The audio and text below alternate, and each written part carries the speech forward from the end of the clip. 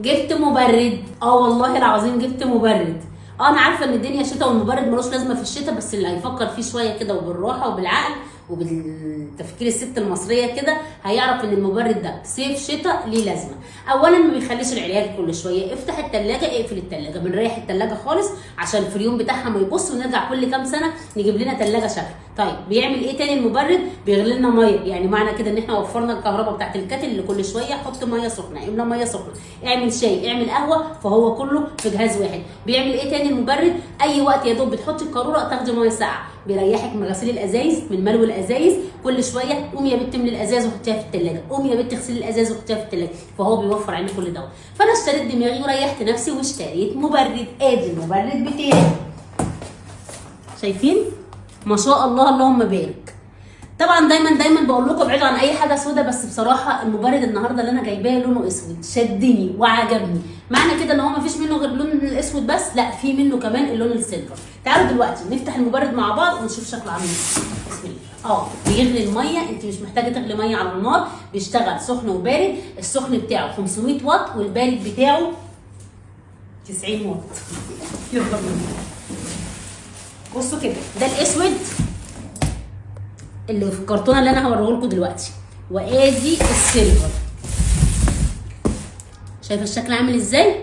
حسب بقى ما انت عايزه. طبعا المبرد بتاعنا من رافال، ورافال دلوقتي بقوا كلنا مع بعض عيله ما شاء الله عليها، فيها المبرد وفيها الفرن وفيها الاير فراير وفيها العجان وفيها عندنا ايه تاني، وفيها الخلاط وفيها الكبه وفيها محضر الطعام. عيله كامله بقى. اصلا انا اللي بقيت جزء من عيله رافال، مش رافال اللي بقى جزء من عيلتي. يلا بينا اوريكم المبرد. بصوا الجمال، شياكه وجمال مفيش كده. شياكه ما تيجي محمود تساعدني، بسم الله على النبي كده. يعني ما بقاش فيها صحه زي الاول. شوف كده، استنى تسلم ايدك. هاتي بقى القاروره كده. شايفين المنظر؟ زرار للميه مغليه، عين كده، زرار ميه مغليه. بصوا شايفين؟ هنا ميه عاديه للناس اللي ما بتحبش ميه ساقعه ولا ميه سخنه، هنا ميه متلجه. سهل جدا اهو في الاستخدام. وادي الثلاث حنفيات بتوعه، شايفين؟ تعالوا بقى كده اوريكم من ورا.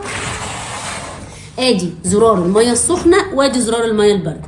لو مش عايزه تشغلي الميه السخنه خالص ما تشغليهاش، شغلي دايما على البارد. لو عايزه الميه السخنه تشغليها بتروحي مشغله ده دقيقتين ويديكي ميه سخنه 500 واط، ميه سخنه مغليه.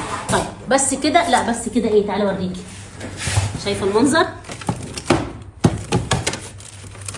ادي الضمان بتاعه اهو.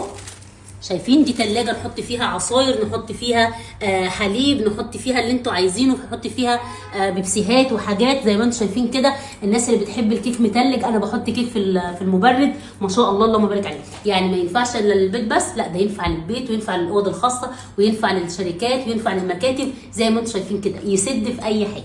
تعالوا بقى كده اوريكم الضمان بتاعه طبعا اهو. بصوا العيله بتاعتنا، ادي المبرد، مكنسه، عجان، خلاط. ده بس اللي هم كاتبينه هنا، لكن لسه في حاجات تانية كتير. طب عارف رفع، يلا محمود صلي على النبي. بسم الله.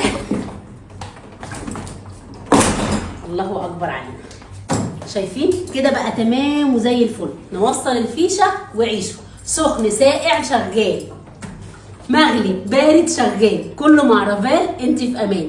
المبرد من رافال ما شاء الله اللهم بارك. العيله كل يوم بتكبر وتكبر بيكم وليكم. دايما مع رافال انت في امان. انت كمان خليكي مع رافال عشان تبقي دايما في امان.